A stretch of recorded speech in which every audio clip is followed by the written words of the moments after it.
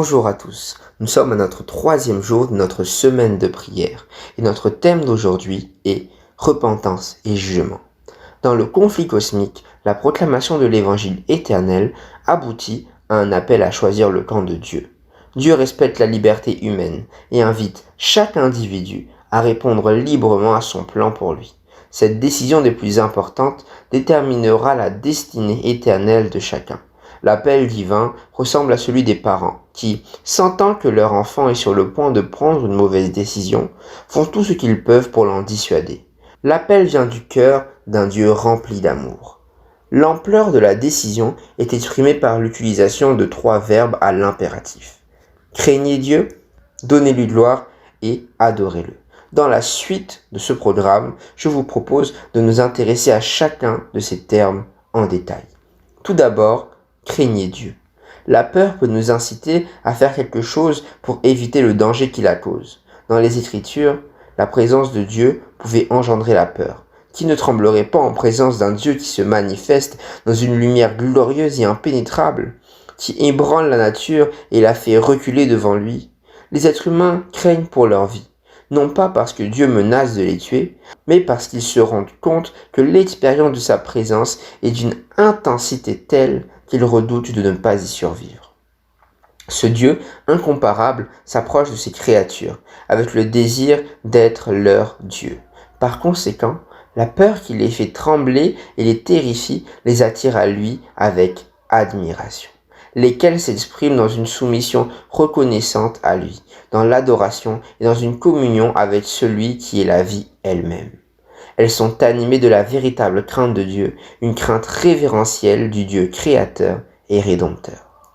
Dans Ecclésiaste 12, du verset 15 et 16, qu'on trouve le meilleur parallèle biblique de l'appel à craindre Dieu, consigné dans Apocalypse 14, 7. 1. Dans ces 2 passages, on utilise l'impératif « crains Dieu »,« craignez Dieu », indiquant ainsi qu'il s'agit d'une question urgente. Deuxièmement, cet appel est universel en ce qu'il s'adresse à tous les êtres humains, ce que doit faire tout homme, nous dit Ecclésiaste 12 au verset 15, aux habitants de la terre, dans Apocalypse 14 au verset 6. Troisièmement, la crainte de Dieu est liée au jugement. Dieu amènera toute œuvre au jugement, nous dit Ecclésiaste 12 au verset 16, ou bien encore, l'heure de son jugement est venue, dans Apocalypse 14 au verset 7. Quatrièmement, craindre Dieu est associé à l'observation de ses commandements. Crains Dieu et observe ses commandements, nous dit Ecclésiaste 12 au verset 15, et les saints qui gardent les commandements de Dieu, dans Apocalypse 14 au verset 12.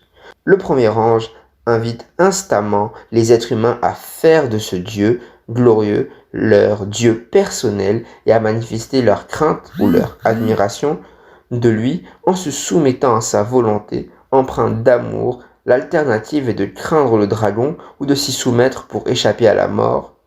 Par contre, celui-là, seul qui est le vivant, est mort, mais maintenant est vivant pour toujours, seul l'agneau qui a été immolé pour préserver la vie.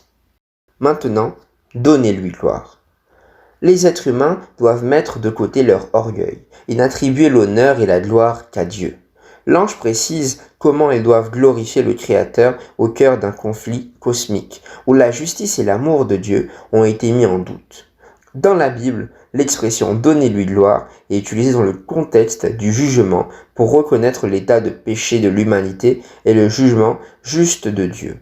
Dans un tel cas, cette expression est une confession de culpabilité ou une expression de repentance. Dans Apocalypse, « donnez-lui gloire » décrit premièrement ce qui se passe dans le ciel, où les êtres célestes déclarent d'une seule voix que Dieu est digne de recevoir la gloire parce qu'il est le Créateur et parce qu'il est, à travers l'agneau, le Rédempteur.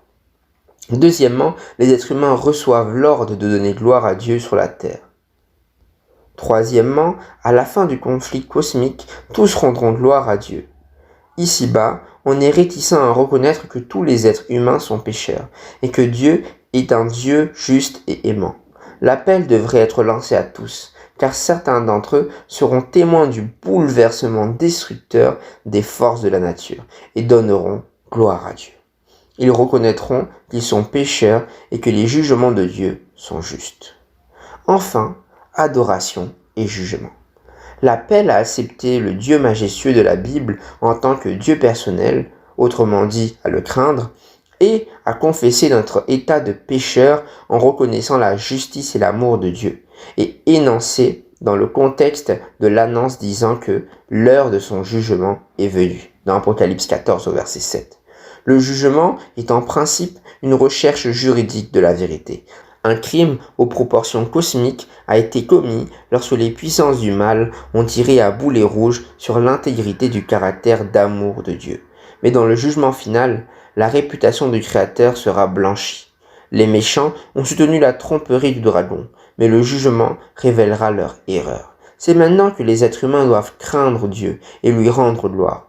Le jugement dernier est donc une doctrine chrétienne. Selon les Écritures, il se compose de 3 étapes. La première est le jugement investigatif. Dans le ciel, avant le retour de Jésus, lors de ce jugement, on examine la vie des enfants de Dieu pour voir s'ils sont restés fidèles à l'engagement de leur foi envers l'agneau. Quand Jésus reviendra, ce sera non pour juger son peuple, mais pour le sauver. Les chrétiens, qui croient en l'immortalité de l'âme, croient aussi en un jugement précédant le retour de Jésus. Selon eux, le jugement a lieu à la mort de l'individu. C'est à ce moment-là que sa destinée éternelle est légalement déterminée. La Bible, elle, rejette le concept de l'immortalité de l'âme et enseigne que l'individu dort dans le Seigneur jusqu'au retour de ce dernier. Deuxièmement, lorsque les forces du mal et leurs partisans se tiendront devant le trône de Dieu après le millénium, comme il nous l'est dit dans Apocalypse 14 au verset 10 ou dans Apocalypse 20 du verset 11 à 12, un jugement aura lieu, lequel sera suivi du troisième aspect du jugement final, c'est-à-dire la phase exécutive. C'est à ce moment-là que le cosmos sera purifié du péché. Dans l'Ancien Testament, l'événement le plus glorieux était représenté par les jours des expiations, indiquant le moment, l'heure de l'histoire où le processus judiciaire commencerait dans le ciel, soit en 1844 selon le calendrier divin. Alors que nous vivons au jour antitype des expiations, nous devons appeler l'humanité à craindre Dieu et à lui donner gloire. Nous pouvons alors conclure que le Dieu glorieux et transcendantal des Écritures veut être notre Dieu, mais la décision nous appartient. Le jugement dernier révélera que par la croix du Christ, Dieu a manifesté son amour infini en sauvant des pécheurs tels que nous. Choisissons donc de craindre Dieu et de lui donner gloire en nous joignant dans le conflit cosmique au camp de l'agneau. Voici alors nos quelques questions de réflexion. 1. Comment pouvons-nous relier le message du jugement des 3 anges de l'Apocalypse à l'histoire d'amour des évangiles? 2. Comment pouvons-nous donner gloire à Dieu dans notre vie quotidienne? Et enfin, dans un monde gouverné par l'ambition, le péché et le mal, pourquoi la promesse du jugement divin est-elle un message d'espérance?